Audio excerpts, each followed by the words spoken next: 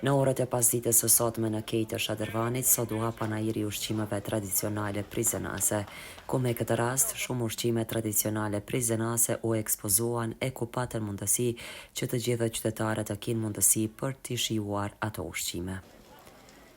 Drejtori i Drejtorisë së Turizmit dhe Zhvillimit Ekonomik, Ramadan Tarashaj, tha se po e filloi dhe pjesën e ushqimeve tradicionale të qytetit të Prizrenit, po kështu ftojmë për të gjithë bashkarisht të provojmë këto ushqime. Faleminderit për gjithë, faleminderit që jeni prezent këtu. Po e filloj me pjesën cilën e lam me ushqime tradicionale në kuadër të panajirit. Po besoj që do t'i shihoni ushqime tradicionale të qytetit Prizrenit dhe juve ju dëshiroj të kënaqeni me këta ushqime.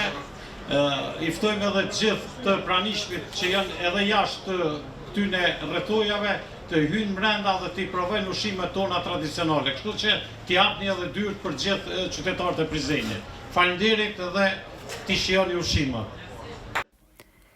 Kurse qendra prizrenas me këtë rast i provuan ushqime të shumta.